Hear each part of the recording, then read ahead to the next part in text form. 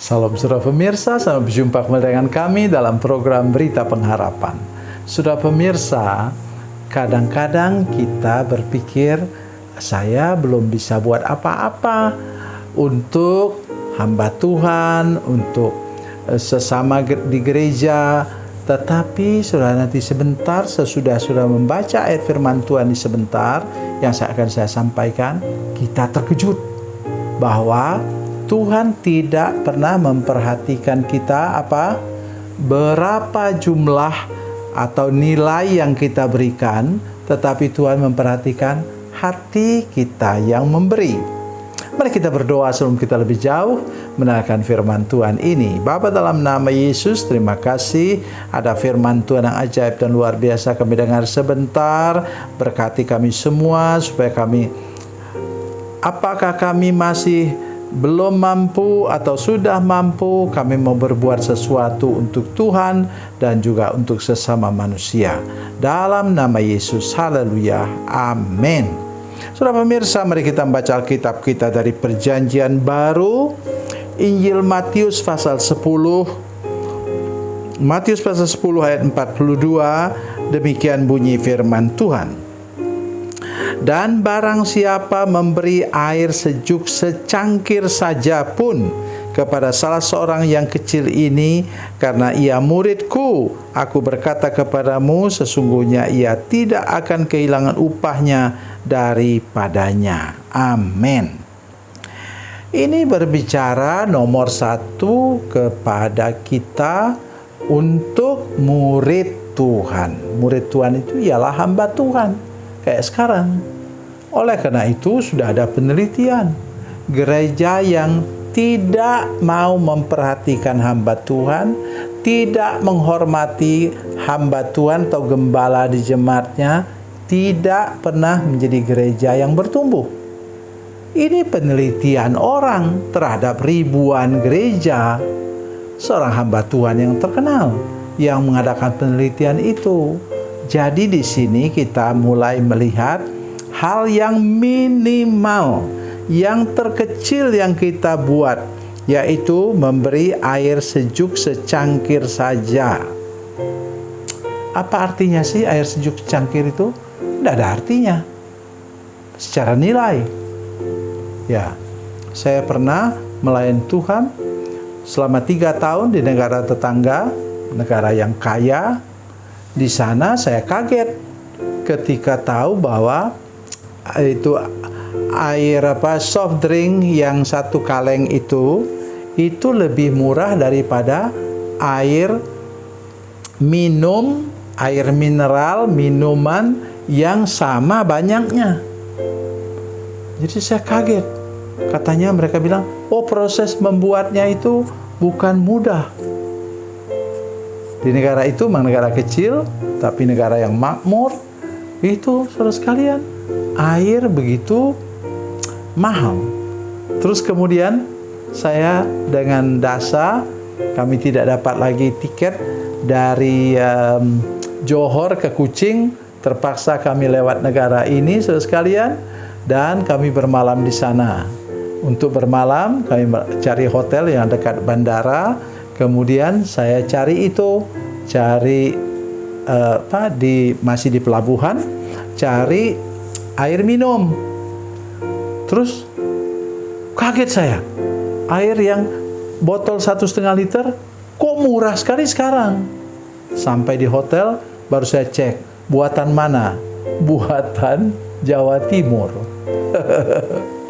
Jadi sudah maju, negara-negara bertetangga sudah saling mengirimkan air mineral ke satu negara ke negara lain. Di sini air sejuk secangkir. Saya yakin yang dimasukkan di sini adalah air sumur, air sejuk secangkir. Tetapi sudah tahu apa yang dimaksudkan firman Tuhan di sini. Kalau orang sudah kehausan itu, orang merasa air secangkir itu bernilai sangat tinggi. Tetapi prinsip di sini ialah kita memberi air sejuk secangkir kepada hamba Tuhan. Oleh sebab itu jangan pernah kikir kepada gembala atau hamba Tuhan di gereja saudara sekalian. Mari memperhatikan keperluan mereka. Kami pernah melayani di pedalaman di Kalimantan Barat. Oh, saudara sekalian, saya tidak bisa membayangkan. Saya pernah tulis dalam renungan saya yang tertulis itu di sana orang pergi ke pasar jual daun singkong. Saya tahu mereka sudah diajar persepuluhan sehingga bawa daun singkong 10 ikat, 1 mereka kasih dengan ibu gembala, ibu selfie. Terus ada yang suka mancing sore-sore di sungai di belakang rumah kami. Kami mandi di sungai itu, tapi di hilirnya sendiri masih ada hutan, dan orang mancing di situ dapat ikan. Mereka kasih kepada kami 2-3 ekor ikan lele atau ikan gabus. Begitu rupa mereka mengasihi kami. Jadi oleh sebab itu saya mengajak kita semua, mari kita belajar dengan orang di pedalaman. Ya. Waktu kami selama di situ, kami 1 tahun di situ menggembalakan jemaat, kami tidak pernah kekurangan beras. Karena orang bawa satu kali, ada satu orang bapak yang kami doakan kemudian sembuh dari sakit, kemudian dia bersawah, kemudian dia bawa untuk kami berapa? 5 karung beras yang satu karungnya 25 kilo.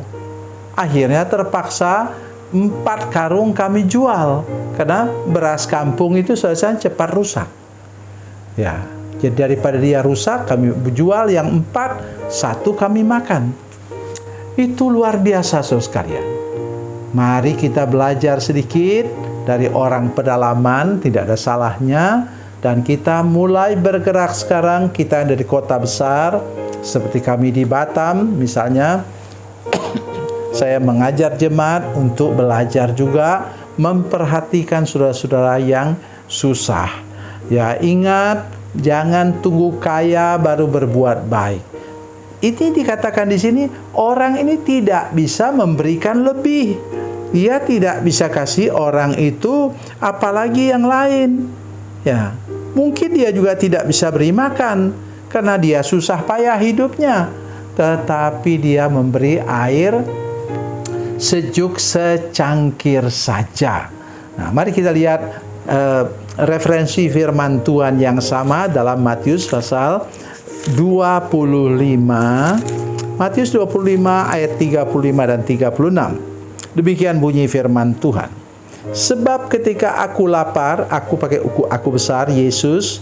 Sebab ketika aku lapar, kamu memberi aku makan. Ketika aku haus, kamu memberi aku minum. Ketika aku seorang asing, kamu memberi aku tumpangan. Ketika aku telanjang, kamu memberi aku pakaian. Ketika aku sakit, kamu melawat aku. Ketika aku dalam penjara, kamu mengunjungi aku. Kemudian orang itu tanya, kapan kami lihat Tuhan begitu? Lihat ini jawabannya.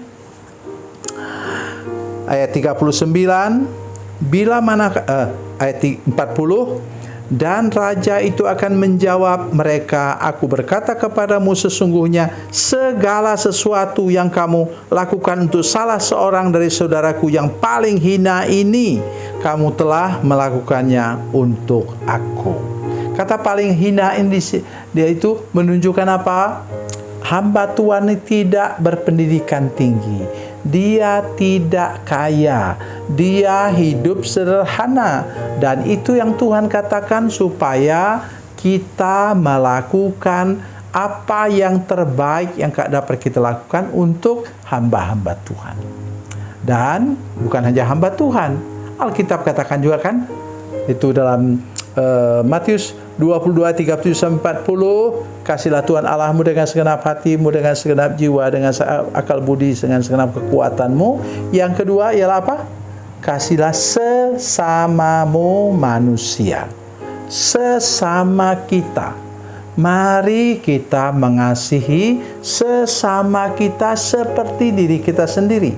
Kalau sudah mau makan sampai kenyang, ya tolonglah orang supaya mereka bisa makan.